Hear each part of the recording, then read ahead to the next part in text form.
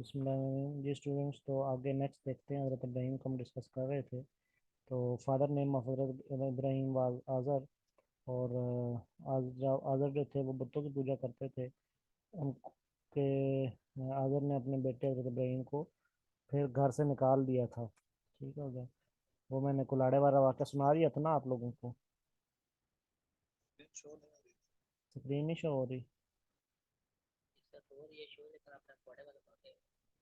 अच्छा अच्छा, screen show हो रही है। आपकी तरफ कोई सिग्नल इशू होगा, अपना चेक कर लें दोबारा या तो कनेक्ट कर लें।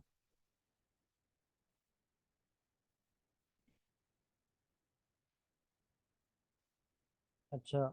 अ, उसके बाद जो है वो इसके बाद हज़रत इब्राहीम पे दूसरी आजमाइश आई। यानी कि ये तो पहली आजमाइश थी ना, मैंने कहा मुख्तलिफ आजमाइशें जो हैं वो हज़रत इब्राहीम पर आई। और तकरीबन को चार आजमाइशें आई। दूसरी आजमाइश जो हज़रत इब्राहीम पर आई वो ये आई कि एक तो उनको घर से निकाल दिया। अब इसके बाद हज़रत इब्राहीम जो है वो हिजरत करके तो फ़लस्तीन से मिस्र चले गए। ठीक हो गया। हिजरत करके फ़लस्तीन से मिस्र चले गए। ठीक हो गया। अब क्या हुआ कि मिस्र का जो फिरौन था, ठीक है, उसका नाम था नमरूद। लिख लें, द फिरौन ऑफ मिस्र नेम वाज नमरूद।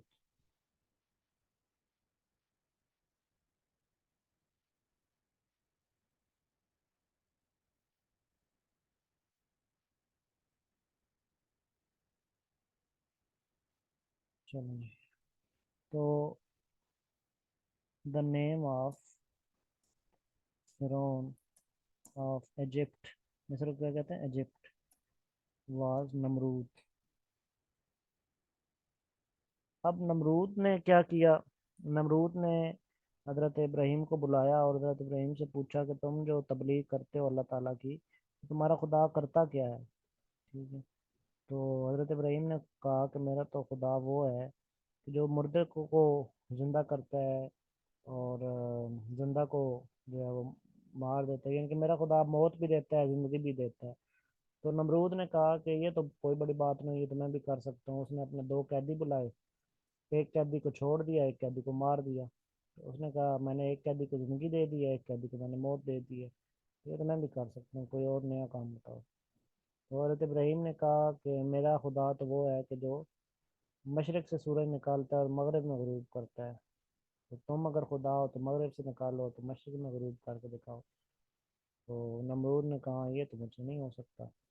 तो खैर फिर जब उसके पास कोई चारा ना रहा तस्लीम करने के अलावा, तो उसने अपने हुकूमत को देखा कि अब मेरी हुकूमत को ख़तरा है। तो उसने आर्डर दिया कि ये हज़रत इब्राहीम को ले जाकर तो आग में डाल दिया जाए। तो फिर हज़रत इब्राहीम जो है उनको आग में डाला गया और वो आग जो है गुलजार बन गई। पूछा जाता है कि हज़रत इब्राहीम आग में कितने अरसे तक रहे, तो 40 डेज तक। 40 डेज इन फायर। ठीक है। तो आग में हज़रत इब्राहीम 40 डेज तक रहे। लिख लें साथ साथ ही, 40 डेज। अच्छा, फिर ये दो इम्तिहान हो गए, एक घर से निकाल दिया गया, एक नमरूद ने जो है वो हज़रत इब्राहीम को आग में डाल दिया। फिर नेक्स्ट इम्तिहान ये था कि हज़रत इब्राहीम जो है ना, उनकी पहली वाइफ का नाम था सारा। वाइफ्स पूछी जाती हैं। द फर्स्ट वाइफ ऑफ हज़रत इब्राहीम, इब्राहीम वाज जनाब हज़रत सारा।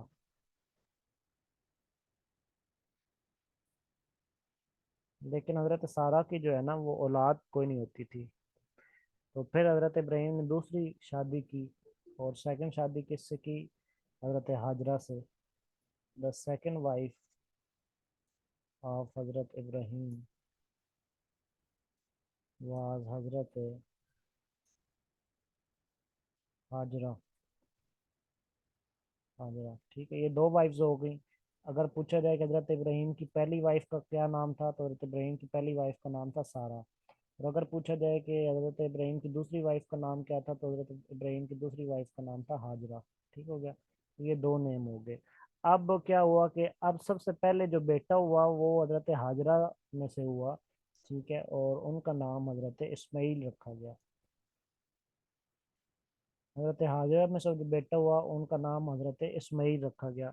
और जब हजरत इस्माइल की उम्र 14 वर्ष तक हो गई तो हजरत सारा में से भी बेटा हो गया, ठीक हो गया, और उनका नाम हजरत इसहाक रखा गया।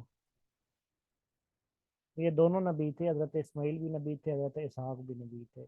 लेकिन हजरत इस्माइल जो है वो हजरत हाजरा में से थे, और हजरत इसहाक जो है वो हजरत सारा की औलाद में से हैं, ठीक हो गया। और फादर दोनों के एक ही हैं, हजरत इब्राहिम। अच्छा, फिर ये है कि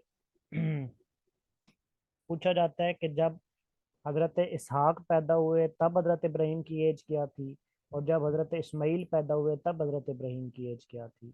मैंने आपको बताया सबसे पहले हजरत इस्माइल पैदा हुए।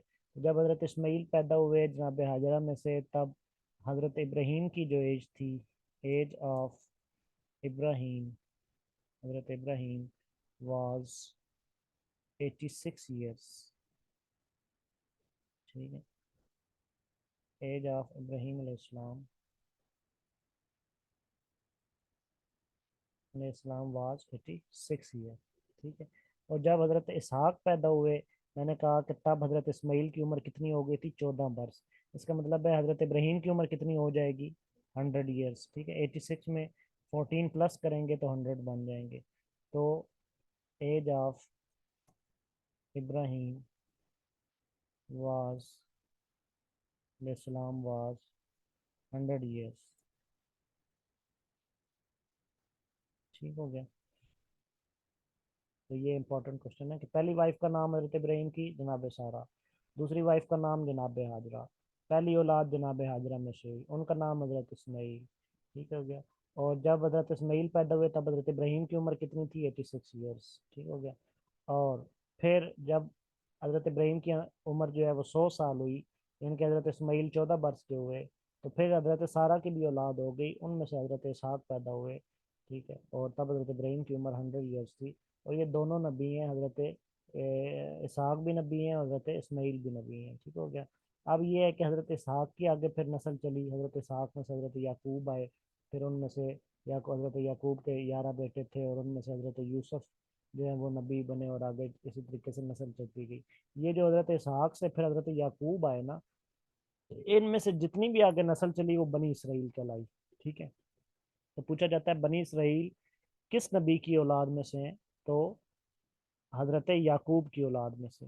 सम टाइम हजरत इसहाक भी आ जाता है ऑप्शन, लेकिन हजरत इसहाक के फिर आगे बेटे कौन हुए, हजरत याकूब। हजरत इसहाक के बेटे का नाम क्या था, हजरत याकूब। और उनके बेटे का नाम आपको पता है हजरत यूसुफ था, ठीक है। हजरत इसहाक के बेटे का नाम हजरत याकूब, यहाँ पे ऊपर मैं लिख रहा हूँ, हजरत याकूब।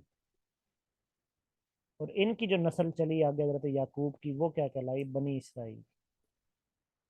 बनी इसराइल, तो बनी इसराइल हजरत याकूब की औलाद है, ठीक हो गया। और हजरत इस्माइल की जो नस्ल चली वो कहलाई बनी इस्माइल। हजरत इस्माइल से आगे जो नस्ल चली वो क्या कहलाई, बनी इस्माइल। वो बनी इसराइल कहलाई, ये बनी इस्माइल कहलाई, बनी इस्माइल। फिर बनी इसराइल जो है ना, जो हजरत याकूब की औलाद, उनमें से बनी इसराइल से फिर 70,000 नबी आए, ठीक है। बनी इसराइल से 70,000 नबी तशरीफ लाए आगे, ठीक हो गया। तो यहाँ से ये लिख लें कि बनी इसराइल से आगे 70,000 नबी आए,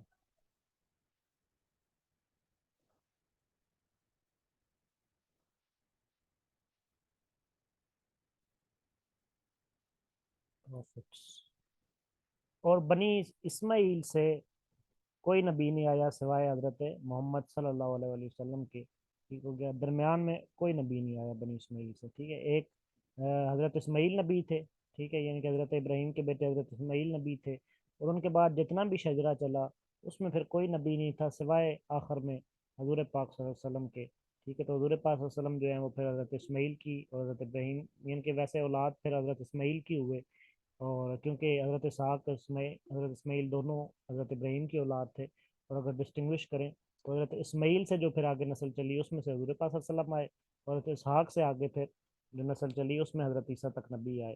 ठीक है, लेकिन जो हजरत इस्माइल से आगे नस्ल चली उसमें दरमियान में कोई नबी नहीं है, उसमें फिर आखिरी नबी हजूर पाक सल्लल्लाहु अलैहि वसल्लम आए। ठीक हो गया, तो ये आखिर में हजरत मोहम्मद सल्लल्लाहु अलैहि वसल्लम नबी आए। तो उनको मैं नीचे लिख देता हूँ। या मोहम्मद सल्लल्लाहु अलैहि वसल्लम।